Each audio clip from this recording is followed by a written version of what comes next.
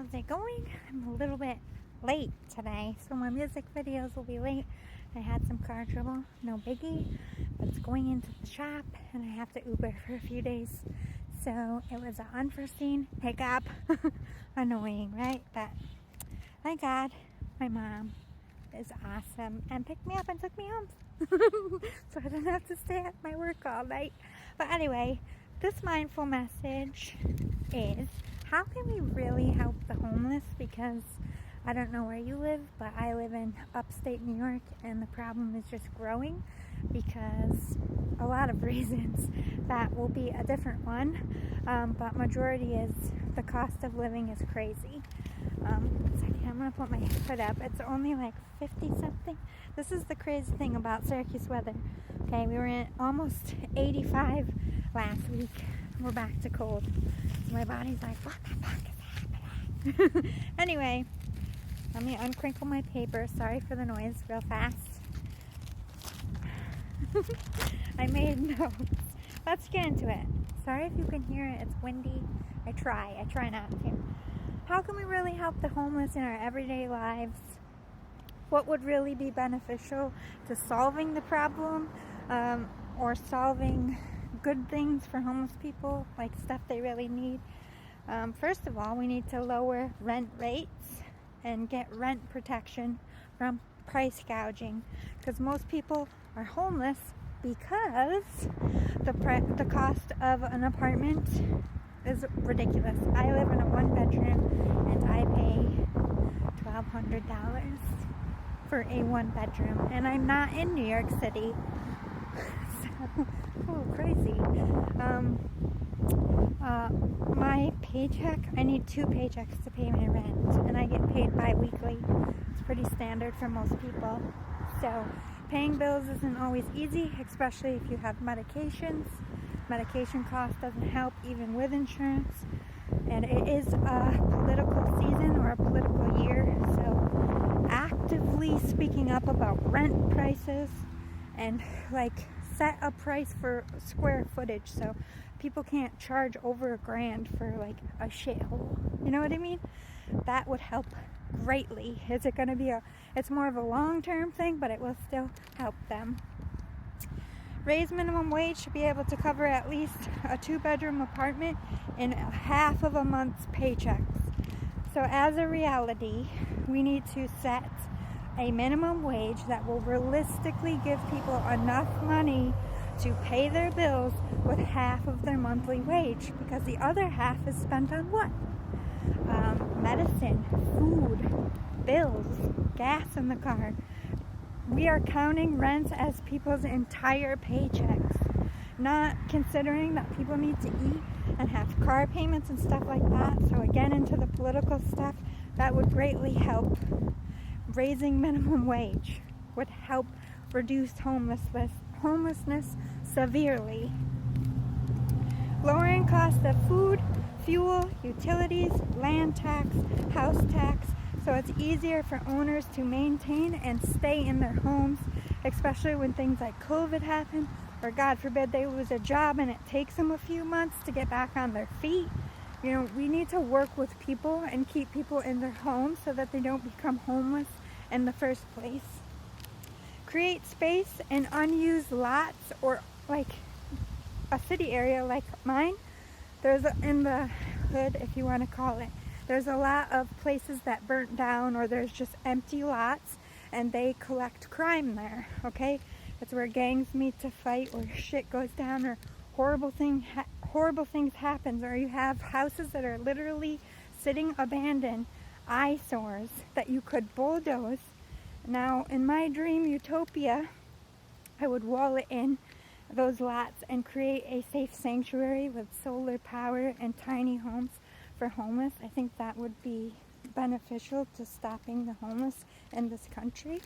But providing space for them to, set up their tents or whatever they need to set up, or whatever they live in, their car or whatever, where they won't be harassed by police officers, where they can be protected by some level of society, where they can go and have their own little community and not be harassed or trying to sleep on a park bench that's unsafe for pickpocketers or muggers or people who want to kill homeless people because they don't think they matter. Like, all of this shit would be eliminated if we could use unwanted or unused space to give them a safe place, to give them shelter out of the elements, because that's what homeless people need. They're never going to get on their feet again if they have to sit outside all the time getting filthy and having no way to clean themselves. How do you expect anyone to give them a job or hire them when they smell and they look dirty and it's not their fault? They have no shelter, no enclosement to remove garments from their body to wash themselves, and or water to do that in the first place. There's not a lot of lakes and ponds and rivers and cities for them to just walk up to and start washing. The idea of why don't you just get a job is disgusting. We need to stop doing that, because most homeless people are PTSD veterans and mental incapacitated people who do not have the capability of sounding and reasoning with themselves, as in, it doesn't register to them that they should wake up and get an application and go get a job because it would make their life better, because they have no life skills, or they can't comprehend, or they can't even read the application or write on it because they're illiterate. People sometimes can't get a job for serious reasons. People are discriminated against because of mental illness, especially people with schizophrenia. How many people do you know that hire people with schizophrenia, or, occasionally talk to themselves because it's their mental disorder and they can't help it? These people are unemployable because society rejects them. So if you want to help homelessness, understand that a lot of the homeless people are incapable of holding a job, either addiction or what have you. They don't have the sense. And to eliminate homelessness is to teach. It's so easy to walk up and give somebody food and water, which is always appreciated.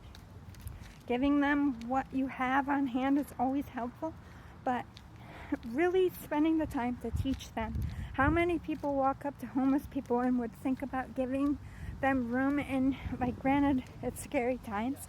I don't suggest you just walk up to a stranger, vet them for a while, but if there's somebody in your community who is safe, who, if just had the opportunity to change their life, would help them, bring them in your home, give them a job in your business, hire them for something, and don't be a part of the biasness. Be a part of the solution. Don't belittle these people. They are going through enough. What else?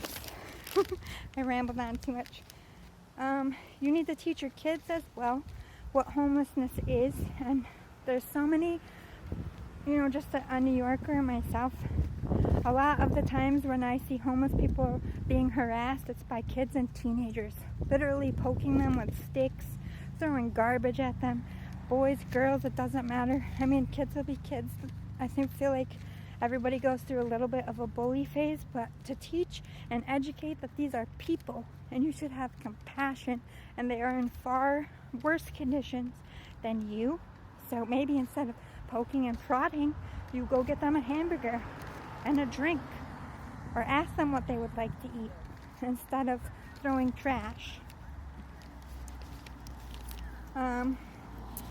Passing out coffee or tea in the cold to help, anything to help stay warm, or if it's a dry climate, the opposite. Anything to stay cool and stay hydrated, always helpful. Tents, tarps, especially if they're living outdoors, sleeping bags, clothing, deodorant, toothbrushes, toothpaste. Be realistic with the food you give them. Most of them don't have anything to cook with. And keep in mind that some people are allergic to peanut butter. So I always put peanut butter and jelly in there so they can at least have a jelly sandwich, or Spam in a can, like something that they can make without having to cook. I would be leery of people who just want money and won't take your food. I don't believe in adding to addictions. You can say no to that. I don't feel like that's wrong. But giving them useful things will be helpful to all of them.